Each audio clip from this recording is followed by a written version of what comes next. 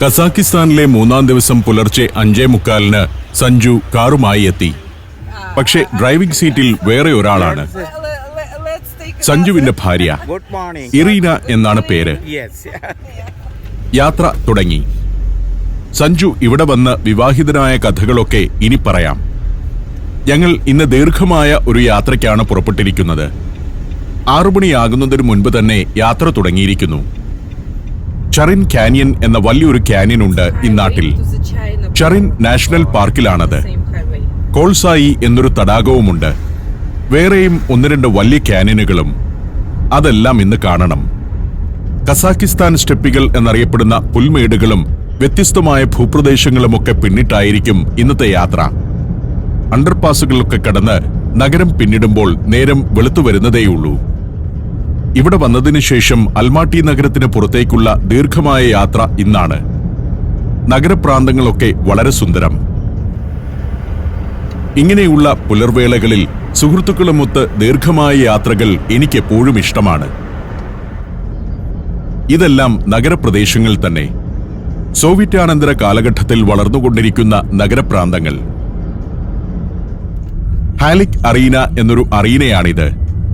Indoor സ്റ്റേഡിയവും convention സെന്ററും എല്ലാം കൂടി ചേർന്നൊരു കോംപ്ലക്സ്. അതിനകത്ത് പെർഫോമൻസ് തിയേറ്ററുകളുണ്ട്, സ്പോർട്സ് കോംപ്ലക്സുകളുമുണ്ട്. 2017-ലെ വിന്റർ യൂണിവേഴ്സേഡിന് വേണ്ടിയാണ് അത് നിർമ്മിച്ചത്. വേൾഡ് യൂണിവേഴ്സിറ്റി ഗെയിംസ് ആണ് യൂണിവേഴ്സേഡ്. അങ്ങകലെ മലനിരകൾ. ഏറ്റവും അകലെ കാണുന്ന മലനിരകൾ മഞ്ഞിൽ പുതഞ്ഞാണ് കിടക്കുന്നത്. പല അടുക്കുകളായി പർവ്വതങ്ങൾ. അതിന്റെ താഴ്വാരത്ത് പുതിയ കാലത്തെ കെട്ടിടങ്ങളും അപ്പാർട്ട്മെന്റുകളും. ഇറീന ഡ്രൈവ് ചെയ്യാൻ വളരെ ഇഷ്ടപ്പെടുന്നയാളാണ്. സഞ്ജുവാകട്ടെ സുഖിമാനായ ഭർത്താവായി പിന്നിലെ സീറ്റിൽ ചാരിക്കിടന്നുറങ്ങും. ഇടയ്ക്കിടയ്ക്കെല്ലാം ദീർഘയാത്ര പോവുമ്പോൾ താനാണ് ഡ്രൈവ് ചെയ്യുന്നതെന്നും സഞ്ജു കിടന്നുറങ്ങുകയുള്ളൂവെന്നും ഇറീന പരാതിപ്പെട്ടു. വിശേഷങ്ങൾ പറഞ്ഞുകൊണ്ട് ഞങ്ങൾ കുറേ ദൂരം യാത്ര ചെയ്തു കഴിഞ്ഞപ്പോൾ അവാദ് എന്നൊരു ഗ്രാമത്തിലേക്കെത്തി. അൽമാട്ടിയിൽ നിന്നും ഏറെ ദൂരമുണ്ട് ഇവിടേക്ക്. തന്റെ ബാല്യകാലത്തും ഇവിടമൊക്കെ ഇങ്ങനെ തന്നെയാണെന്ന് ഇറീന പറഞ്ഞു. വലിയ പുരോഗതിയൊന്നും ഉണ്ടായിട്ടില്ല. ഇറീനയ്ക്ക് 5-6 വയസ്സുള്ളപ്പോഴാണ് സോവിയറ്റ് യൂണിയൻ തകരുന്നത്. അന്നത്തെ സോവിയറ്റ് യൂണിയനിലെ ഗ്രാമങ്ങളുടെ നേർചിത്രം തന്നെയാണ് ഇന്നും ഇവിടെ കാണുന്നത്. ഇടയ്ക്ക് ക്രിസ്ത്യൻ പള്ളികൾ കാണാം. കസാക്കിസ്ഥാനിലെ ജനങ്ങളിൽ 17% ക്രിസ്ത്യാനികളുണ്ട്. ഓർത്തഡോക്സ് ക്രിസ്ത്യാനികൾ. റഷ്യൻ വംശജരാണവർ. ഏതാണ്ട് 70% ആളുകൾ മുസ്ലിങ്ങളാണ്. പ്രഭാത സൂര്യന്റെ കിരണങ്ങൾ ഗ്രാമവീഥികളിൽ ഒഴുകിപ്പരക്കുന്നു. ഗ്രാമത്തിലെ പീടികകൾ, നീളൻ കെട്ടിടങ്ങൾ. ഇതെല്ലാം യുക്രൈനിലാണെങ്കിലും കസാക്കിസ്ഥാനിലാണെങ്കിലും പഴയ സോവിയറ്റ് നാടുകളിലെല്ലാം ഒരേ സ്വഭാവത്തിലാണ്. ഇവിടേക്ക് ചേർന്ന് കിടക്കുന്ന ചൈനയുടെ ഭാഗങ്ങളിലും ഇങ്ങനെയൊക്കെ തന്നെയാണ് ഗ്രാമങ്ങളുടെ കാഴ്ച. പെട്ടി പോലത്തെ പീടികകൾ. പുതിയ കാലത്ത് കുറച്ച് കെട്ടിടങ്ങളൊക്കെ പണിതുവരുന്നുമുണ്ട്. കുറെ ഇറച്ചിക്കടകൾ, റെസ്റ്റോറന്റുകൾ. കടകളൊന്നും തുറന്നിട്ടില്ല. ഇന്നൊരു ഞായറാഴ്ച കൂടിയാണ്. റെസ്റ്റോറന്റുകളുടെ ചിമ്മിനിയിലൂടെ പുക വരുന്നുണ്ട്. ഇവിടെയൊക്കെ ഷഷ്ലിക്ക് വെന്തുകൊണ്ടിരിക്കുകയാവും. കനലിൽ ചുട്ടെടുക്കുന്ന ഇറച്ചി. പണ്ട് ഗ്രാമത്തിലെ വീടുകൾ മരപ്പലക അടിച്ചുണ്ടാക്കിയവയായിരുന്നെങ്കിൽ ആ രീതിയിൽ മാറ്റം വന്നിട്ടുണ്ട്. അതാണ് സോവിയറ്റ് നാളുകളിൽ നിന്നുള്ള പ്രധാന വ്യത്യാസം. ഇനി ഞങ്ങൾക്ക് ഷെലേക്ക് എന്ന ഒരു ടൗണിലേക്കാണ് പോകേണ്ടത്. അതിന് ഹൈവേയിലേക്ക് കയറണം. ഇവിടെ നിന്നും ഹൈവേയിലേക്ക് കയറുകയാണ്. ഇനി 65 കിലോമീറ്ററോളം പോയി കഴിഞ്ഞാൽ ഷെലേക്ക് പട്ടണത്തിലെത്തും. അത് കഴിഞ്ഞാൽ വീണ്ടും എക്സിറ്റ് എടുത്ത് ചറിൻ കാനിയനിലേക്കുള്ള റൂട്ടിൽ യാത്ര തുടരണം. പോകുന്ന വഴിക്ക് മുഴുവൻ കൃഷിയിടങ്ങളാണ്. വിളഞ്ഞു നിൽക്കുന്ന ചോളപ്പാടങ്ങൾ. അതിന് പശ്ചാത്തലമൊരുക്കി അങ്ങകലെ മഞ്ഞിൻ പുതപ്പണിഞ്ഞ കൊടുമുടികൾ. പണ്ട് സ്റ്റെപ്പികൾ അഥവാ നിരന്ന പുൽമേടുകളായി കിടന്നിരുന്ന പ്രദേശങ്ങളാണ് ഇതെല്ലാം. 19-ാം നൂറ്റാണ്ടോടെയാണ് ഇവിടെ വ്യവസ്ഥാപിതമായ കൃഷി ആരംഭിക്കുന്നത്. കാർഷിക സംസ്കരണശാലകളും ഗോഡൌണുകളുമൊക്കെ ഇടയ്ക്ക് കാണാം. ഗോതമ്പാണ് കസാക്കിസ്ഥാനിലെ ഏറ്റവും പ്രധാന കൃഷി. സോവിയറ്റ് കാലത്തും വലിയൊരു ഗോതമ്പ് ഉൽപാദന കേന്ദ്രമായിരുന്നു കസാക്കിസ്ഥാൻ. ചോളം, ബാർലി, നെല്ല് എന്നിവയും ഈ രാജ്യത്ത് വൻതോതിൽ കൃഷി ചെയ്യുന്നുണ്ട്. വെയിൽ തെളിഞ്ഞു. ഞങ്ങൾ ഷെലേക്ക് പിന്നിട്ടിരിക്കുന്നു. ഹൈവേയിൽ നിന്ന് എക്സിറ്റ് എടുത്തു. ഇനി ഉൾനാട്ടിലേക്ക് പോവുകയാണ്. അങ്ങോട്ട് പോകുമ്പോൾ രസകരമായ കാഴ്ചകളാണ്. പ്രത്യേക രീതിയിൽ ചായം പൂശിയ കെട്ടിടങ്ങൾ, യുട്ട് ഹൗസുകളും ഇടയ്ക്കിടയ്ക്ക് കാണാം. അത് റെസ്റ്റോറന്റുകളായിരിക്കുമെന്ന് ഇറീന പറഞ്ഞു. ഞങ്ങളിപ്പോൾ ബൈസീത്ത് എന്ന ഒരു ഗ്രാമത്തിലേക്ക് എത്തിയിരിക്കുന്നു. ബൈസീത്ത് ഗ്രാമം ഉയ്ഗൂർ വംശക്കാർ വസിക്കുന്ന വലിയൊരു ഗ്രാമമാണ്. ചൈനയിലാണ് ഉയ്ഗൂർ വംശജർ ഏറ്റവും അധികമുള്ളത്. ചൈനയിലെ പീഡനങ്ങളിൽ നിന്നും രക്ഷ തേടി കസാക്കിസ്ഥാനിലേക്ക് പലായനം ചെയ്ത് ഇവിടെ താമസമാക്കിയിരിക്കുകയാണവർ. ഈ ഭാഗത്ത് കസാക്കിസ്ഥാൻ ചൈനയുമായി അതിർത്തി പങ്കിടുന്നുണ്ട്. ചൈന കഴിഞ്ഞാൽ ഏറ്റവും അധികം ഉയ്ഗൂർ വംശജരുള്ള രാജ്യമാണ് കസാക്കിസ്ഥാൻ. ഉയ്ഗൂറുകൾക്ക് കൃഷിയിടങ്ങളുണ്ട് ഇവിടെ. അവരാണ് ഈ ഗ്രാമത്തിലെ മിക്കവാറും കടകളും സ്ഥാപനങ്ങളുമെല്ലാം നടത്തുന്നത്. പച്ചക്കറികളുടെയും പഴങ്ങളുടെയും റെസ്റ്റോറന്റിന്റെയും ഒക്കെ വലിയൊരു കേന്ദ്രമാണിത്. ഇവിടെ നിന്ന് വടക്കോട്ടും കിഴക്കോട്ടുമുള്ള ഭാഗങ്ങളിലെ ഗ്രാമീണർ സാധനങ്ങൾ വാങ്ങാനും മറ്റും എത്തുന്ന ഒരിടമാണ് ബൈസീത്ത്. അതുപോലെ തന്നെ ഉൾനാടുകളിൽ നിന്ന് പോകുന്നവരും അവിടെ നിന്ന് തിരിച്ചു വരുന്നവരുമൊക്കെ ഇവിടെ നിന്ന് സാധനങ്ങൾ വാങ്ങും. അതിനാൽ ഒരു പ്രധാന മാർക്കറ്റ് ടൗണാണ് ബൈസീത്ത്. ഇവിടെ നിന്ന് ബ്രേക്ക്ഫാസ്റ്റ് കഴിച്ചിട്ട് പോകാം എന്നാണ് ഞങ്ങളുടെ തീരുമാനം. ഈ വഴിക്ക് പോകുന്ന ധാരാളം പേർ കാർ നിർത്തി ഇറങ്ങുന്നുണ്ട്. പച്ചക്കറിയും പഴങ്ങളും വാങ്ങാനും ബ്രേക്ക്ഫാസ്റ്റ് കഴിക്കാനുമൊക്കെയാണ്. രാവിലെ 7:30 ആയിട്ടേയുള്ളൂ. എന്നാലും വെയിൽ തെളിഞ്ഞു കഴിഞ്ഞു. ഇവിടെ റെസ്റ്റോറന്റ് ആണെന്ന് തോന്നിയ ഒരു കെട്ടിടത്തിന്റെ മുന്നിൽ കൊണ്ടുപോയി വണ്ടി നിർത്തി. ഇറീന ഈ ഗ്രാമത്തിന്റെ പേരും മറ്റും പറഞ്ഞു തന്നു. ഇതൊരു പട്ടണമാണെന്നാണ് ഞാൻ വിചാരിച്ചത്. പക്ഷേ ബൈസീത്ത് വെറും ഗ്രാമമാണ്. റെസ്റ്റോറന്റിലേക്ക് ചെന്നു. രാവിലെ തന്നെ മാംസം ഒരുക്കുകയാണ്. ഷഷ്ലിക് ഉണ്ടാക്കാനുള്ളത്. ഇറച്ചി കമ്പിയിൽ കോർത്ത് കനലിൽ വെച്ച് ചുട്ടെടുക്കുന്ന പരിപാടി. അത് തുടങ്ങാൻ പോകുന്നതേയുള്ളൂ. ഇറച്ചി ശരിയാക്കുന്നതിന് അരമണിക്കൂർ കൂടി കാത്തു നിൽക്കണം. അടുപ്പിൽ വിറകെരിയുന്നു. ഇയാളാണ് കടക്കാരൻ. ഈ സ്ത്രീയും കൂടി ചേർന്നാണ് കട നടത്തുന്നത്. പുറത്ത് മേശയും ബെഞ്ചുമൊക്കെ ഇട്ടിരിക്കുന്നു. അകത്തുമുണ്ട് മേശയും ഇരിപ്പിടങ്ങളും. തനി നാടൻ കട. അകത്ത് കുറച്ചു പേരുണ്ട്. സാധാരണ ബ്രെഡും ചായയുമാണ് അവർ കഴിക്കുന്നത്. ഇവർക്കൊക്കെ ഒരു ഉയ്ഗൂർ ഗോത്ര ചായ കാണാം. ചൈനീസ് മംഗോളിയൻ ചായ.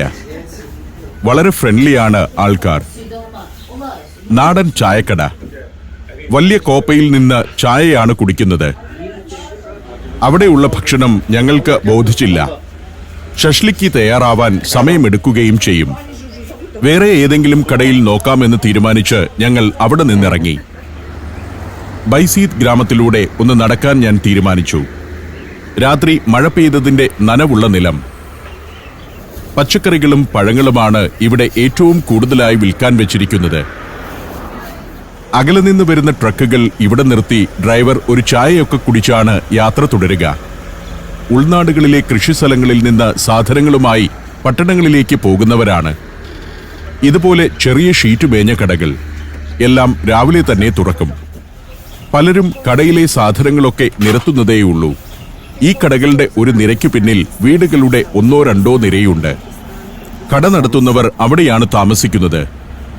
വേറൊരാൾ ഇവിടെ എന്നെ തൊഴുതു വണങ്ങി നിന്നു. അദ്ദേഹവും ഷഷ്ലിക് അടുപ്പ് കത്തിച്ചു തുടങ്ങുന്നതേയുള്ളൂ. ആദ്യം വിറക് കത്തിച്ച് കരി ഉണ്ടാക്കണം. ആ കരി തട്ടിൽ നിരത്തി കനലാക്കി അതിന്മേൽ വെച്ചു വേണം ഷഷ്ലിക് ഉണ്ടാക്കാൻ. ഞാൻ ഇന്ത്യയിൽ നിന്ന് വന്നയാളാണെന്നും ടെലിവിഷനു വേണ്ടിയാണ് ഷൂട്ട് ചെയ്യുന്നതെന്നുമൊക്കെ ഇറീന പറഞ്ഞുകൊടുത്തു. ഞാൻ ഇദ്ദേഹത്തിന്റെ പേര് ചോദിച്ചു. പേര് പറഞ്ഞു. മാർസ് എന്നാണ്. മാർസ് എന്ന ഗ്രഹത്തിന്റെ പേരു തന്നെ. സോവിയറ്റ് കാലത്ത് മതപേരുകൾ ഉപയോഗിക്കുന്നതിനു പകരം മാർസ്, ലെനിൻ എന്നൊക്കെയുള്ള പേരുകളായിരുന്നു കുട്ടികൾക്കിട്ടിരുന്നത്. അന്ന് നമ്മുടെ നാട്ടിലും ലെനിൻ, ഗഗാറിൻ എന്നൊക്കെയുള്ള പേരുകൾ ഇട്ടിരുന്നല്ലോ.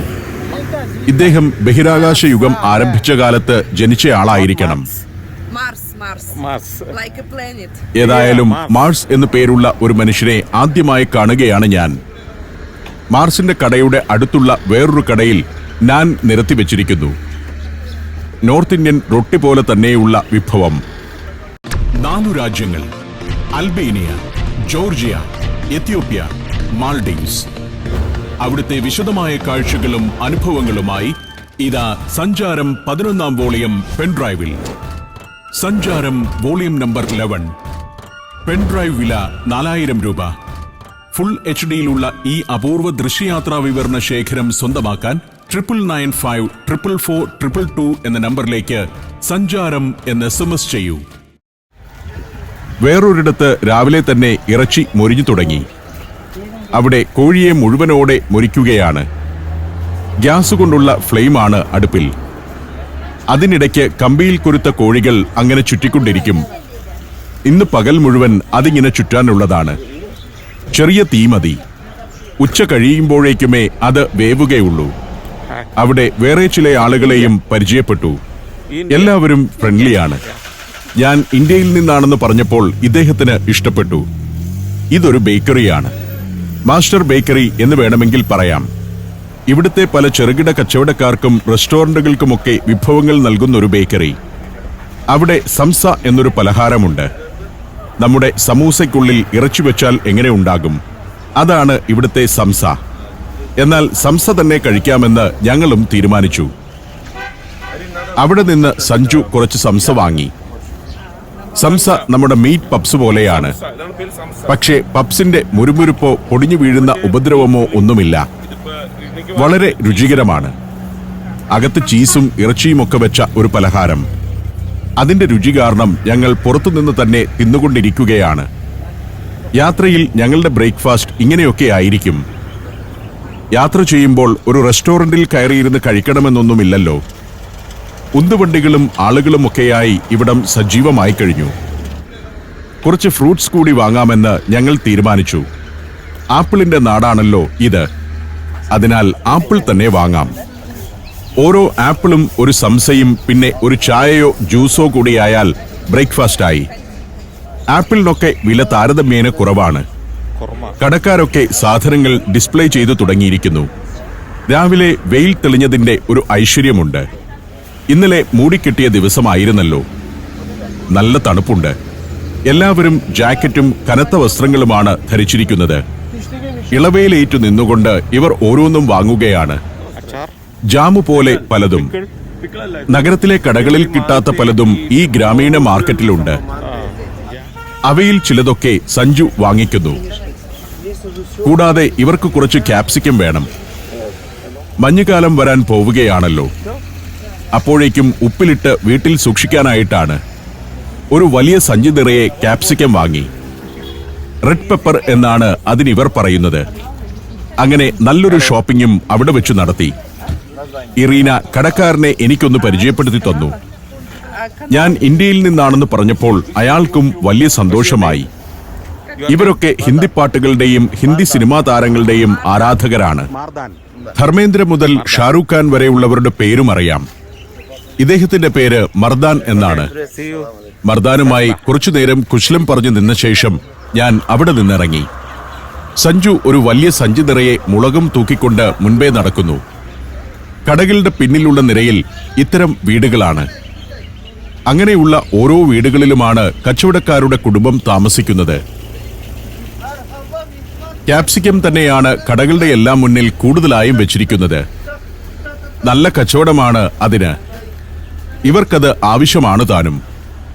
ഉപ്പിലിട്ട ക്യാപ്സിക്കം സംസയുടെ കൂടെയൊക്കെ കഴിക്കും. അതുപോലെ ഷഷ്ലിക്കിന്റെ കൂടെയും ഉപ്പിലിട്ട ക്യാപ്സിക്കം ഉണ്ടാവും. നല്ല തൊടുത്ത് പഴുത്തവയൊക്കെ ഉണ്ട്.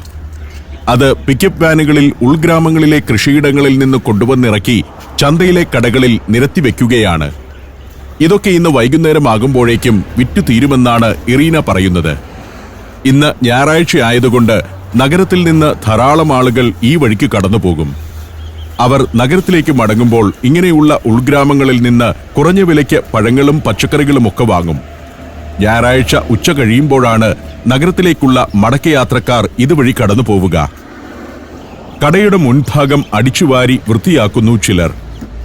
മറ്റു ചിലരുടെ കടകൾ തുറന്നു വരുന്നതേയുള്ളൂ. ഞങ്ങൾ തിരികെ വണ്ടി പാർക്ക് ചെയ്തിരിക്കുന്നിടത്തേക്ക് വരുമ്പോൾ ഇവിടെ ഷഷ്ലിക് ഏതാണ്ട് തയ്യാറായി കഴിഞ്ഞു. റഷ്യൻ ഗ്രില്ലാണ് ഷഷ്ലിക്. കനലിന് മുകളിൽ വെച്ച് ഇറച്ചി ചുട്ടെടുക്കുന്നു. അതീവ രുചികരമാണിത്. യഥാർത്ഥ രുചി അറിയണമെങ്കിൽ റഷ്യയിൽ പോയി ഷഷ്ലിക് കഴിക്കണമെന്നാണ് പറയുക. ഇവിടെ പ്രധാനമായും ഉപയോഗിക്കുന്നത് ആട്ടിറച്ചിയാണ്. റഷ്യയിൽ പന്നിയിറച്ചിയുമുണ്ട്. അകത്തിരിക്കുന്നവർക്ക് വേണ്ടിയുള്ള ഷഷ്ലിക് അങ്ങോട്ട് കൊണ്ടുപോകുന്നു. പുറത്തെ ബെഞ്ചുകളിലും ആളുകൾ വെയിൽ കൊണ്ടിരുന്ന് ഭക്ഷണം കഴിക്കുന്നുണ്ട്. ഇവിടെ നിന്ന് വേണമെങ്കിൽ കഴിക്കാമായിരുന്നു എന്ന് ഞങ്ങൾക്ക് തോന്നി. നല്ല കച്ചവടം നടക്കുന്നുണ്ട്. ഗ്രില്ല് ചെയ്യുമ്പോൾ അതിന്റെ മണം ചുറ്റുപാടും പരക്കും. അത് ആളുകളെ ഇവിടേക്ക് ആകർഷിക്കുകയും ചെയ്യും. കൂടുതൽ ആളുകൾ ഭക്ഷണം കഴിക്കാനായി എത്തിക്കൊണ്ടിരിക്കുന്നു. ഞങ്ങൾക്ക് ബൈസീത് ഗ്രാമത്തിൽ നിന്ന് പുറപ്പെടാൻ നേരമായി. കടയുടെ മുന്നിൽ പാർക്ക് ചെയ്തിരിക്കുന്നിടത്ത് നിന്ന് വണ്ടിയെടുത്തു. ഇനി ഉൾനാടുകളിലേക്ക് യാത്രയാവുകയാണ്. ഇവിടെ എത്തിയപ്പോഴേക്കും ഭൂപ്രകൃതി ആകെ മാറിയിരിക്കുന്നു. കസാക്കിസ്ഥാന്റെ 90% ഭൂപ്രദേശവും ഇതുപോലെയാണ്. വിജനമായ പുൽമേടുകൾ, അതിനിടയിൽ മലമടക്കുകൾ. സ്റ്റെപ്പി എന്നൊക്കെ അറിയപ്പെടുന്ന പുൽമേടുകളാണിത്. നോക്കത്താ ദൂരം അതങ്ങനെ പരന്നു കിടക്കുന്നു. അൽമാട്ടിയിൽ നിന്ന് കസാക്കിസ്ഥാന്റെ ഇന്നത്തെ തലസ്ഥാനമായ അസ്താനയിലേക്ക് പോകാൻ ദിവസങ്ങളോളം ഇങ്ങനെയുള്ള വിജനതയിലൂടെ യാത്ര ചെയ്യണം. അര ദിവസമൊക്കെ വാഹനം ഓടിക്കഴിയുമ്പോഴാണ് ഒരു ഗ്രാമത്തിലോ ചെറുപട്ടണത്തിലോ എത്തുക. മനോഹരമാണ് കാഴ്ച. മംഗോളിയയുടെയൊക്കെ പ്രകൃതിയുടെ രൂപഭാവങ്ങളുള്ള പ്രദേശം. കസാക്കിസ്ഥാന്റെ ഉൾനാടൻ ഭൂപ്രകൃതി ഇങ്ങനെയാണ്. എല്ലാ അർത്ഥത്തിലും നാടോടികളായിരുന്നു ഇന്നത്തെ കസാക്ക് ജനതയുടെ മുൻ തലമുറകൾ. ഖസാക്ക് എന്ന ടർക്കിഷ് പദത്തിൽ നിന്നാണ് കസാക്ക് എന്ന വാക്കുണ്ടാവുന്നത്. സ്വതന്ത്രരായി ചുറ്റിത്തിരിയുന്നവർ എന്നാണ് ആ വാക്കിന്റെ അർത്ഥം. ഒരു ജനതയുടെ നാടോടി ജീവിതത്തിന്റെ പ്രതീകം തന്നെയാണ് ആ പേര്. വിശാലമായ സ്റ്റെപ്പികളിൽ അവർ കുതിരകളെയും ആടുകളെയും മേയിച്ച് അലഞ്ഞു നടന്നു. യുർട്ട് എന്ന വട്ടക്കൂടാരങ്ങളിൽ ജീവിച്ചു. അവർക്ക് സ്വന്തമായി ഭൂസ്വത്തുണ്ടായിരുന്നില്ല. സ്റ്റെപ്പികൾ മുഴുവൻ തങ്ങൾക്ക് സ്വന്തമാണെന്ന് വിശ്വസിച്ചവരായിരുന്നു ആ ജനത. 19-ാം നൂറ്റാണ്ടോടെയാണ് നാടോടികളായ കസാക്കുകൾ ചില പ്രദേശങ്ങളിൽ സ്ഥിരവാസം തുടങ്ങിയത്. അങ്ങനെയാണ് ചെറുപട്ടണങ്ങളും ഗ്രാമങ്ങളും രൂപപ്പെട്ടതും. റഷ്യക്കാരാണ് കസാക്കുകളെ ആധുനികതയിലേക്ക് നടത്തിയത്. കസാക്കിസ്ഥാനിലെ സ്റ്റെപ്പികൾ വിശാല കൃഷിയിടങ്ങളാക്കി മാറ്റാൻ സോവിയറ്റ് യൂണിയൻ ഒരു വലിയ പദ്ധതി തന്നെ നടപ്പാക്കിയിരുന്നു. വണ്ടി കുറെ ഓടി കോക്പെക് എന്ന ഗ്രാമത്തിലേക്കെത്തി. ബൈസീത്തിൽ നിന്നും 1 മണിക്കൂറെങ്കിലും ഓടിക്കഴിയുമ്പോഴാണ് ഇവിടെ എത്തുന്നത്. ദീർഘയാത്രക്കാരുടെ ഒരു ഇടത്താവളമാണ് കോക്പെക്. കോക്പെക്കിലെ ബസ് സ്റ്റേഷൻ ഇറീന ചൂണ്ടിക്കാട്ടി തന്നു. ചറിൻ കാനിയനിലേക്ക് പോകുന്ന ടൂറിസ്റ്റ് ബസ്സുകൾ നിർത്തുന്ന സ്ഥലം കൂടിയാണിത്. കുറെ ടൂറിസ്റ്റ് ബസ്സുകളും ലോങ് ഡിസ്റ്റൻസ് ബസ്സുകളുമൊക്കെ സ്റ്റോപ്പ് ചെയ്യുകയും ആളുകൾക്ക് ടോയ്ലറ്റിൽ പോകാനും മറ്റും സമയം അനുവദിക്കുകയും ചെയ്യുന്ന സ്റ്റേഷൻ. അവിടം പിന്നിടുന്നതോടുകൂടി വീണ്ടും വിജനതയായി. വിചിത്രമായൊരു ഭൂഭാഗത്തുകൂടിയാണ് പോകുന്നത്. കിലോമീറ്ററുകളോളം ഇങ്ങനെ നിരന്ന പുൽമേടുകൾ കാണാം. നേർവര പോലെയാണ് റോഡ്. 50-60 കിലോമീറ്റർ ദൂരം വളവോ തിരിവോ ഇല്ല. കുറേ ദൂരം അങ്ങനെ ഓടിക്കഴിയുമ്പോഴേക്കും ഒരു മലമ്പ്രദേശത്തേക്കെത്തുന്നു. ഇവിടെ അടുത്ത ഒരു ഗ്രാമത്തിന്റെ പേരൊക്കെ എഴുതി വെച്ചിട്ടുണ്ട്. പിന്നെ കയറ്റവും ഇറക്കവുമുള്ള മലമ്പാതയിലൂടെ ഓട്ടമായി. വിരസതയില്ല. രസകരമാണ് യാത്ര. ധാരാളം ടൂറിസ്റ്റ് ബസ്സുകൾ ഞങ്ങൾക്ക് മുന്നിൽ പോകുന്നതും പിന്നാലെ വരുന്നതും കാണാം.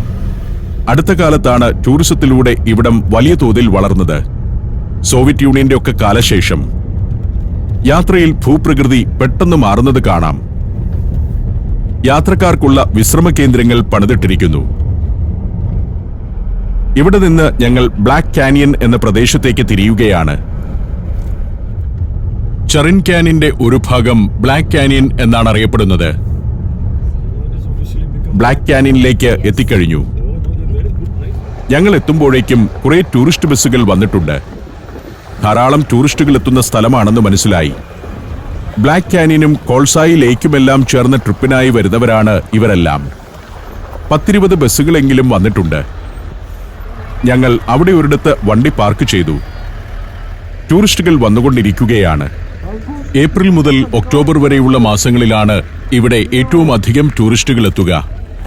സഞ്ജുവും ഇറീനയും മുന്നേ നടന്നു. പരന്നൊരു സ്ഥലം. അതിന്റെ ഒരു ഭാഗത്തെത്തുമ്പോൾ മുന്നിൽ ഭൂമിയുടെ വലിയൊരു വിള്ളൽ. ആ വിള്ളലിന്റെ വക്കിലേക്കാണ് നടന്നു ചെല്ലുന്നത്. വക്കിൽ നേർത്ത കമ്പി കൊണ്ട് ഒരു വേലി കെട്ടിയിട്ടുണ്ട്. അതിനപ്പുറത്തേക്ക് നടന്നാൽ താഴേക്ക് പോകും. അഗാധമായ പിളർപ്പാണ്. ആളുകൾ പക്ഷേ അതൊന്നും വകവയ്ക്കാതെ കമ്പിവേലി മറികടന്ന് വിള്ളലിന്റെ വക്കിലേക്ക് നടക്കുന്നു. താഴേക്കൂടി ചറിൻ നദി ഒഴുകുന്നത് കാണാം. ആ നദി ഒഴുകി ഒഴുകി രൂപപ്പെട്ട വലിയൊരു പിളർപ്പാണ് ബ്ലാക്ക് കാനിയൻ. കോളേജ് വിദ്യാർത്ഥികളൊക്കെയുണ്ട് ഈ സന്ദർശകരിൽ. പാറയുടെ വക്കിൽ കയറി നിന്ന് ഡാൻസ് കളിക്കുന്നു ചിലർ. താഴേക്ക് പോയാൽ കഥ തീർന്നത് തന്നെ. താഴെ ചറിൻ നദി 393 കിലോമീറ്റർ നീളമുള്ള നദിയാണ്. നദി തീർത്ത ഭൂമിയുടെ പിളർപ്പ് അമേരിക്കയിലെ ഗ്രാൻഡ് കാനിയന്റെ ചെറിയൊരു പതിപ്പാണെന്ന് വിശേഷിപ്പിക്കാം. അതിന്റെ വക്കിൽ ഞാൻ നിന്നു.